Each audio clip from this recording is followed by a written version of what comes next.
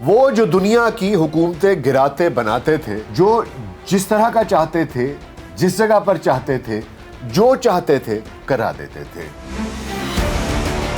CIA آخر ہے کیا؟ کیسے کام کرتی ہے؟ امریکی حکومت اسے سالانہ کتنا بجٹ فراہم کرتی ہے؟ پاکستان سمیت دنیا بھر میں حکومتیں بنانے اور گرانے میں اس کا کیا کردار ہے؟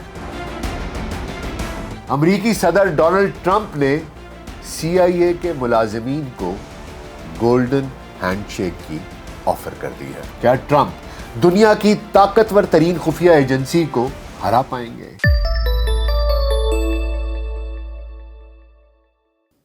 VLC پوڈ کاسٹ میں ڈاکٹر ناصر بیگ کے ساتھ آپ کی خدمت میں حاضر ہیں۔ السلام علیکم۔ چین، میکسیکو، پاناما اور کینیڈا سے تجارتی جنگ چھیڑنے کے بعد امریکی صدر ڈونلڈ ٹرمپ نے اندرون ملک بھی ایک خوفناک جنگ چھیڑ دی ہے۔ صدر ٹرمپ نے امریکہ کے طاقتور ترین خفیہ ادارے CIA کے تمام ملازمین کو گولڈن ہینڈ شیک کی پیشکش کر دی ہے اور یہ پیشکش کر کے تہلکہ مچا دیا ہے۔ ٹرمپ کے اس اقدام کا مقصد کفایت شعاری اور بیوروکریسی کے حجم کو کم کرنا ہے۔ تاہم ناقدین کا خیال ہے کہ ٹرمپ کا اصل مقصد یہ نہیں ہے۔ ٹرمپ کا اصل مقصد اہم پوزیشنز پر صرف اور صرف اپنے وفادار تعینات کرنا ہے۔ ٹرمپ کی جانب سے تعینات کیے گئے CIA کے ڈائریکٹر جان ریڈکلف کا اس فیصلے کا دفاع کرتے ہوئے کہنا ہے کہ ملازمین گولڈن ہینڈ شیک کی پیشکش اس لیے کی گئی ہے کہ ایجنسی کو ٹرمپ کی ترجیحات کے مطابق ڈھالا جا سکے۔ قابل ذکر بات یہ ہے کہ ٹرمپ نے ابھی پچھلے ہفتے امریکہ کے 20 لاکھ سویلین وفاقی ملازمین کو بھی گولڈن ہینڈ شیک آفر کیا تھا۔ اب CIA کو بھی اسی آفر میں شامل کر دیا گیا ہے اور CIA کو اس آفر میں شامل کر کے انہوں نے ثابت کر دیا ہے کہ وہ امریکہ کے فرسودہ نظام حکومت کو جڑ سے اکھاڑ پھینکنے کا ارادہ کر چکے ہیں اور اس مقصد کے لیے وہ کسی بھی طاقت سے ٹکرانے کے لیے تیار ہیں۔ CIA صرف ایک خفیہ ادارہ نہیں ہے بلکہ ایک افریت کا نام ہے جس نے پوری دنیا میں اپنے پنجے گاڑ رکھے ہیں۔ حکومت کی اکھاڑ پچھاڑ کرنی ہو، کسی خطے میں کوئی تحریک برپا کرنی ہو یا کسی بین الاقوامی تنازع کا حل تلاش کرنا ہو یا تنازع بنانا ہو، CIA ہر کام میں ماہر ہے۔ سرد جنگ کے زمانے میں روس کے مقابلے میں امریکہ کی جیت کا سہرا CIA کے سر پر ہے۔ یہی وہ خفیہ ادارہ ہے جس نے دنیا کے ہر خطے میں کمیونزم کا مقابلہ کیا اور عالمی سرمایہ دارانہ نظام کو جیت دلوائی۔ CIA آخر ہے کیا؟ یہ کیسے کام کرتی ہے؟ امریکی حکومت اسے سالانہ کتنا بجٹ فراہم کرتی ہے؟ حکومتیں بنانے اور گرانے میں اس کا کردار کیا ہے؟ صدر ٹرمپ کیوں اس کے مخالف سمجھے جاتے ہیں؟ اس پوڈ کاسٹ میں ہم ان تمام سوالوں کے جواب تلاش کرنے کی کوشش کریں گے۔ تو جناب، امریکہ کی سینٹرل انٹیلیجنس ایجنسی CIA کا قیام سن 1947 میں عمل میں آیا۔ اس سے پہلے دوسری جنگ عظیم کے دوران یہ ادارہ office of the strategic services یعنی OSS کے نام سے کام کر رہا تھا۔ تاہم صدر ہیری ایس ٹرومن نے نیشنل سیکیورٹی ایکٹ کے تحت CIA کو قائم کیا۔ CIA کا بنیادی مقصد ملک کے اندر اور ملک کے باہر پوری دنیا میں امریکی مفادات کا تحفظ کرنا تھا۔ یہ ادارہ بیرونی ممالک میں افراد کو فوجی تربیت دے کر انہیں اپنے مخالفین سے مسلح لڑائی پر مامور بھی کرتا تھا۔ CIA ایک خفیہ اور خود مختار ادارہ ہے۔ دنیا بھر میں حکومتیں بنانے اور گرانے میں اس کا کردار تسلیم کیا جاتا ہے۔ CIA کا کام کرنے کا طریقہ کار کچھ یوں ہے کہ یہ عالمی مسائل اور انفرادی ممالک کے متعلق انٹیلیجنس معلومات جمع کرتی ہے، جسے صدر، قومی سلامتی کونسل اور دیگر اداروں کے ساتھ شیئر کیا جاتا ہے۔ یہ انٹیلیجنس معلومات امریکہ کی قومی سلامتی سے متعلق فیصلے کرنے میں مدد فراہم کرتی ہیں۔ دہشت گردوں کے خلاف لڑنا ہو، جوہری اور غیر روایتی ہتھیاروں کے پھیلاؤ کو روکنا، ملک کو غیر ملکی جاسوسوں سے بچانا اور دوسرے ممالک کی جاسوسی CIA کی بنیادی ذمہ داریاں ہیں۔ CIA کا ہیڈ کوارٹر امریکی ریاست ورجینیا میں ہے۔ CIA کے سربراہ کو ڈائریکٹر کہا جاتا ہے اور इस वक्त इस इदारे के डायरेक्टर जॉन रेडक्लिफ हैं। डायरेक्टर का इंतखाब अमरीकी सदर करते हैं, जिसके लिए सेनेट की मंजूरी दरकार होती है। CIA का डायरेक्टर नेशनल इंटेलिजेंस के डायरेक्टर को रिपोर्ट करता है। CIA चूंकि एक खुफिया इदारा है, इसलिए इसका बजट भी खुफिया रखा जाता है। अमेरिका में 16 से ज़ायद इंटेलिजेंस इदारे काम कर रहे हैं। अमेरिका कभी नहीं बताता कि उसने किस खुफिया इदारे को किस काम के लिए कितनी रकम दी है। आप बस इससे अंदाज़ा कर लीजिए कि दुनिया में 100 से ज़ायद ममालिक ऐसे हैं जिनके GDP अमरीकी नेशनल इंटेलिजेंस प्रोग्राम के बजट से कम है। दस्तयाब मालूमात के मुताबिक सन 2020 में नेशनल इंटेलिजेंस प्रोग्राम के लिए 62.7 अरब अमरीकी डॉलर्स का बजट मंजूर किया गया था। इस इंटेलिजेंस बजट में मिलिट्री इंटेलिजेंस प्रोग्राम शामिल नहीं है, क्योंकि उसके लिए अलहदा रकम मुख्तस की जाती है, जो कि 20 अरब अमरीकी डॉलर सालाना से ज़ायद है। सन 2013 में अमरीकी अखबार द वॉशिंगटन पोस्ट ने एडवर्ड स्नोडन के हवाले से अमरीकी इंटेलिजेंस बजट के बारे में बहुत से दावे किए थे। अखबार ने दावा किया था कि सन 2013 में ये बजट 52.6 अरब डॉलर था, जिसमें सिर्फ CIA ने 60% से ज़ायद फंड्स खर्च किए। वॉशिंगटन पोस्ट की इस रिपोर्ट के मुताबिक CIA इंसानी जासूसी पर तकरीबन 5 अरब डॉलर से ज़ायद रकम खर्च करती है। इस रकम का कसीर हिस्सा दुनिया भर में फैले CIA के जासूसों को जाली शनाख्त देने पर खर्च किया जाता है और उनकी हिफाजत के लिए। CIA के खुफिया ऑपरेशंस की एक तवील तारीख है। इस बात में कोई शक नहीं है कि लातीनी अमेरिका हो, अफ्रीका हो या एशिया में हुकूमतों के बनाने और गिराने में इसका किरदार रहा है। पाकिस्तान में CIA की सरगर्मियों से इनकार मुमकिन नहीं। CIA के एजेंट ब्रूस रेडल ने अपनी किताब में इंकशाफ किया है कि सन 1962 में जब चीन और भारत के दरमियान जंग जारी थी, तब पाकिस्तान भी भारत पर हमला करने के लिए परतोल रहा था। ताहम CIA को इस मंसूबे की भिनक पड़ गई, जिस पर अमेरिका और बरतानिया ने दबाव डालकर सदर अयूब खान को भारत पर हमले से बाज रखा। इसके अलावा पार्टी इज ओवर, ये वो जुमला है जो पाकिस्तान में अमेरिकी सफ़ीर ने अपने उस मेमो में लिखा था, जिसमें उसने वाशिंगटन को जुल्फ़िकार अली भुट्टो की हुकूमत का तख्ता उल्टाने की इत्तला दी थी। 1979 में जब रूस ने अफ़गानिस्तान पर हमला किया, तो ये CIA ही थी जिसकी मदद से अफ़गान मुजाहिदीन ने रूसी फ़ौज को अपनी सरजमीन से निकाल बाहर किया। 2001 में CIA ने अफ़गानिस्तान में दहशतगर्दी के ख़िलाफ़ तवील जंग लड़ी। इस दौरान CIA ने पाकिस्तान और अफ़गानिस्तान से अलकायदा के सरबराह समेत सैकड़ों रहनुमाओं को गिरफ्तार किया और हलाक भी किया। 2 मई सन 2011 में CIA ने पाकिस्तान में एक अहम ऑपरेशन सर अंजाम दिया, जिसे एबटाबाद ऑपरेशन के नाम से याद किया जाता है। और अभी हाल ही में पाकिस्तान के साबिक वज़ीर आज़म इमरान खान ने भी अमेरिका पर अपनी हुकूमत गिराने की साजिश रचाने का इल्ज़ाम आयद किया था, और एक साइफर था उन्होंने जो एक जलसे में उन्होंने लहराया भी, और बाद में उसके चर्चे ज़ुबान-ज़दे आम हो गए। तो CIA बाज़ाब्ता तौर पर वैसे ये एतराफ़ भी कर चुकी है कि सन 1953 की ईरानी बगावत में उसका बड़ा अहम किरदार था। इस बगावत में ईरान के जमहूरी तौर पर मुंतखब वज़ीर आज़म मोहम्मद मुसद्दिक़ को माज़ूल कर दिया गया था। इस बगावत में शाह मोहम्मद रज़ा पहलवी की हुक्मरानी को तक़वियत बख्शी। रज़ा शाह पहलवी बगावत के बाद ईरान वापस आए और अमेरिका के करीबी इत्तेहादी बन गए। 1979 में आयतुल्लाह खुमैनी के इनकलाब ईरान के पीछे भी CIA का हाथ तसव्वुर किया जाता है, गो के बाद में इनकी कभी आपस में बनी नहीं। कहा जाता है कि सन 1990 में CIA के इशारे पर ही इराकी फ़ौज कुवैत में दाखिल हुई थी, और इसके बाद ऑपरेशन डेजर्ट स्टॉर्म के तहत अमेरिका ने इराक पर जंग मुसल्लत करके खित्ते में अपना असर व रसूख मज़ीद मजबूत कर लिया था। इराक पर जौहरी बम बनाने की कोशिशें करने का इल्ज़ाम CIA ने आयद किया था। आपको याद होगा वेपन्स ऑफ मास डिस्ट्रक्शन, जिसको जवाज़ बनाकर अमेरिका ने 2003 में इराक पर दोबारा हमला किया। सन 2003 में इराक के सदर सद्दाम को जिस वक्त गिरफ्तार किया गया, तो ये CIA ही थी जिसने सद्दाम हुसैन की शनाख्त की, क्योंकि उस वक्त अफवाह ये थी कि इराक में बहुत से जाली सद्दाम हुसैन मौजूद हैं और फिर रहे हैं। اسی طرح سن 1962 میں نیلسن منڈیلا کی گرفتاری میں سی آئی اے نے بنیادی کردار ادا کیا تھا۔ نیلسن منڈیلا اس وقت افریقن نیشنل کانگریس کے تحت تحریک کی قیادت کر رہے تھے اور جنوبی افریقہ کے مطلوب ترین شخص تھے۔ سن 1961 میں کانگو کے وزیر اعظم پیٹرس لممبا کا تختہ الٹ کر انہیں قتل کر دیا گیا۔ 2002 میں بیلجیم نے پیٹرس لممبا کے قتل میں اپنے کردار کا اعتراف کر لیا تھا، تاہم سی آئی اے نے اس کھیل میں ابھی تک اپنی ذمہ داری کا اعتراف نہیں کیا۔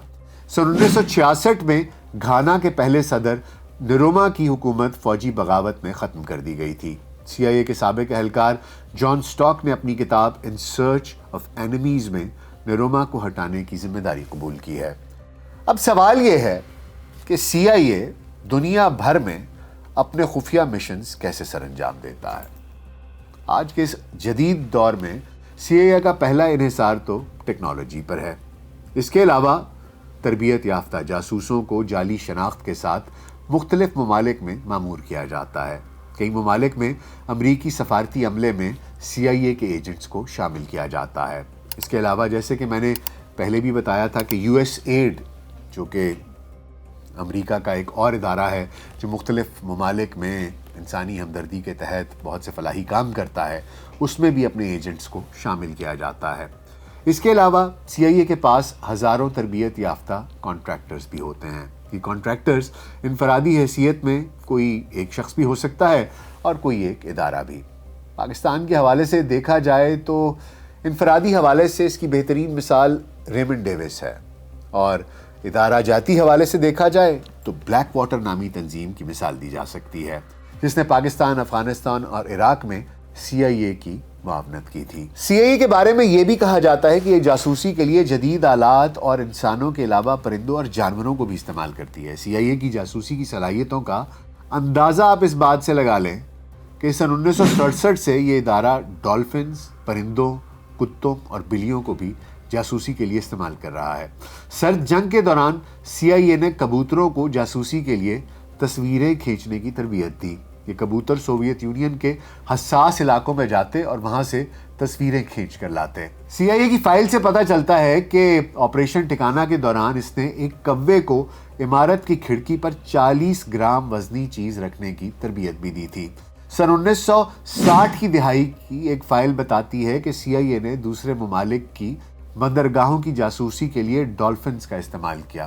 ان جاسوس ڈالفنز کو مغربی فلوریڈا میں دشمن کے جہازوں پر حملہ کرنے کے لیے تربیت بھی دی جاتی تھی۔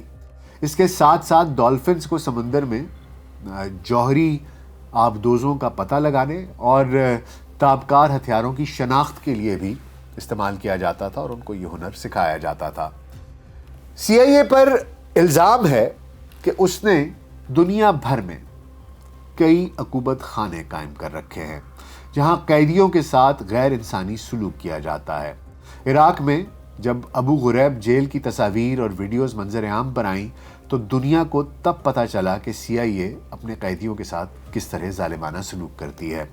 اسی طرح سی آئی اے نے افغانستان میں بگرام جیل کے نام سے ایک عقوبت خانہ قائم کیا، جس کے قیدیوں کی داستان سن کر انسانیت شرما جاتی ہے۔ اور رہ گیا گوانتانامو بے۔ اس بدنام زمانہ عقوبت خانے سے کون واقف نہیں ہے۔ اس کے علاوہ کئی ممالک میں سی آئی اے کے اب بھی کئی ایسے عقوبت خانے ہیں جو دنیا کی نظروں سے اوجھل ہیں، اور امریکی سینٹ کی ایک رپورٹ میں کہا گیا ہے کہ سی آئی اے قیدیوں سے پوچھ گچھ کے لیے جیلوں کا استعمال بھی کرتی ہے، جہاں واٹر بورڈنگ اور قیدیوں کا سر دیوار سے دے مارنا ایک معمولی سی بات سمجھی جاتی ہے۔ ایسا نہیں ہے کہ صرف دوسرے ممالک ہی سی آئی اے کی خفیہ سرگرمیوں سے پریشان ہیں۔ امریکہ کے اندر بھی اس خفیہ ادارے کے کام کرنے کے طریقہ کار پر سخت اعتراضات کیے جا چکے ہیں، اور لوگ آج بھی اعتراض کرتے ہیں۔ سرکاری طور پر سی آئی اے اور نیشنل سیکیورٹی ایجنسی کو صرف دوسرے ممالک میں جاسوسی کی اجازت ہے۔ سی آئی اے کے سن 1947 کے چارٹر کے مطابق اندرون ملک جاسوسی ممنوع ہے، لیکن سن 2013 میں ایڈورڈ سنوڈن کی جانب سے لیک کی گئی معلومات نے تہلکہ مچا دیا تھا۔ سنوڈن نے اس نے جب لیکس کی، جو بھی سنوڈن لیکس کہلاتی ہیں، ان سے یہ پتہ چلتا ہے کہ امریکی حکومت فون اور انٹرنیٹ کے ذریعے اپنے ہی شہریوں کی وسیع پیمانے پر نگرانی کر رہی ہے۔ اس پروگرام کے تحت امریکی حکومت نے خفیہ ادارے کو عام شہریوں کی ذاتی ویڈیوز، تصاویر اور ای میلز تک رسائی فراہم کی تھی۔ عام شہریوں کی جاسوسی کرنے والے اس پروگرام کا نام پرزم تھا، یعنی کہ پرزم نامی یہ ایک پروگرام تھا جس کے تحت اپنے ہی لوگوں کی جاسوسی کی جاتی تھی۔ اسے بعد ازاں امریکی عدالت نے غیر قانونی قرار دے دیا تھا۔ یہ بات قابل ذکر ہے کہ امریکی کانگریس نے جب CIA کے اعلیٰ عہدیداروں کو بلا کر شہریوں کی جاسوسی کے بارے میں باز پرس کی تو ان عہدیداروں نے اپنی جان چھڑانے کے لیے کانگریس کے سامنے حلف اٹھا کر جھوٹ بول دیا تھا۔ اگرچہ اس کے بعد CIA نے شہریوں کی نگرانی کرنے والا یہ پروگرام تو بند کر دیا تھا اور اس کو بند کرنے کا اعلان بھی کیا تھا، لیکن اس کے باوجود 2022 میں ایک بار پھر CIA شہریوں کی جاسوسی میں ملوث پائی گئی تھی۔ اس وقت 2 امریکی سینیٹرز بائیڈن اور ہینرک نے دعویٰ کیا تھا کہ CIA کی جانب سے دوبارہ بغیر وارنٹ کے امریکیوں کی جاسوسی کی جا رہی ہے۔ بین الاقوامی سیاست پر گہری نظر رکھنے والے ماہرین کا ماننا ہے کہ امریکہ میں اصل اقتدار ڈیپ سٹیٹ کے پاس ہے۔ ڈیپ سٹیٹ دراصل ایک ایسے نادیدہ نظام حکومت کو کہتے ہیں جس میں ریاست کے اندر ایک ریاست ہوتی ہے۔ خفیہ ادارے، عدلیہ، سول اور ملٹری بیوروکریسی مل کر یہ ریاست کے اندر ایک ریاست قائم کر لیتے ہیں۔ اب تو امریکی ماہرین بھی اشاروں کنایوں میں اس بات کا اعتراف کرتے ہوئے دکھائی دیتے ہیں کہ برسر اقتدار حکومت تو محض دکھاوا ہوتی ہے۔ فیصلہ سازی کا اصل اختیار تو پینٹاگون کے پاس ہے۔ اگرچہ جارج ڈبلیو بش جونیئر سمیت امریکہ کے کئی صدور ایسے ہیں جو CIA پر بہت زیادہ انحصار کرتے تھے، تاہم کئی صدر ایسے بھی ہیں جنہوں نے CIA کے اختیارات پر قدغن لگانے کی کوشش بھی کی ہے۔ ان میں سب سے اہم نام تو سابق صدر جان ایف کینیڈی کا ہے۔ اپنے ایک بیان میں انہوں نے کہا تھا کہ وہ CIA کے پرزے کر کے ہوا میں اڑا دینا چاہتے ہیں، لیکن عجیب بات دیکھیے کہ اس بیان کے 1 مہینے کے بعد انہیں گولی سے اڑا دیا گیا۔ اور یہ بھی ایک دلچسپ بات آپ کو بتاتے جائیں کہ ٹرمپ نے پاور میں آنے کے بعد بہت سی کلاسیفائڈ فائلز کو ڈی کلاسیفائی کرنے کی بات بھی کی ہے، اور ان میں سب سے اہم پریزیڈنٹ جان ایف کینیڈی کی اور ان کے بھائی رابرٹ کینیڈی کی ان کی جو اسیسینیشن کی فائلز ہیں وہ انہوں نے کہا ہے کہ ان کو ڈی کلاسیفائی کیا جائے۔ خیر، کینیڈی کے علاوہ براک اوباما کا شمار بھی ان صدور میں ہوتا ہے جو CIA پر زیادہ انحصار نہیں کرتے تھے، اور موجودہ امریکی صدر ڈونلڈ ٹرمپ تو اعلانیہ طور پر CIA کے مخالف سمجھے جاتے ہیں۔ وہ 2020 کے صدارتی انتخابات میں اپنی شکست کا ذمہ دار بھی CIA کو ٹھہراتے رہے ہیں۔ ٹرمپ نے دوسری ٹرم کے لیے اقتدار سنبھالتے ہی CIA میں خالی اسامیوں پر بھرتی بند کر دی تھی۔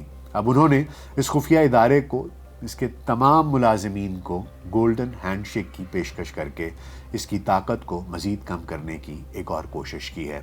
امریکی اخبار وال اسٹریٹ جرنل کے مطابق CIA کے جو ملازمین چین کو کمزور کرنے، ڈرگ کارٹلز کو نشانہ بنانے اور تجارتی جنگ میں ٹرمپ کا ساتھ دے رہے ہیں، وہ اس گولڈن ہینڈ شیک اسکیم کا حصہ نہیں ہوں گے۔ صدر ٹرمپ کی جانب سے کفایت شعاری کے نام پر اس طاقتور ترین خفیہ ادارے کے پر کاٹنے پر امریکی ڈیپ سٹیٹ اس وقت شدید صدمے میں ہے۔ They are in a state of deep shock۔ CIA نے ابھی تک صدر ٹرمپ کے اس حکم نامے پر سرکاری سطح پر کوئی رد عمل جاری نہیں کیا۔ اب دیکھنا یہ ہے کہ دنیا بھر میں حکومتوں کا تختہ الٹنے والی یہ خفیہ ایجنسی کے اہلکار اپنی نوکریاں بچا سکتے ہیں یا نہیں۔ کیا وہ اپنی 8 مہینے کی تنخواہ لے کر گولڈن ہینڈ شیک کریں گے اور اللہ حافظ کر کے نکل جائیں گے، ٹاٹا بائی بائی کر دیں گے، یا ٹرمپ کو عنقریب کسی بڑی مصیبت کا سامنا کرنا پڑ سکتا ہے؟ جیسا کہ کچھ لوگ کہہ رہے ہیں کہ ہم ان کو امپیچ کریں گے۔ ایل گرین نامی ایک سینیٹر ہے، انہوں نے آلریڈی کہا ہے کہ میں ان کے خلاف کارروائی کروں گا۔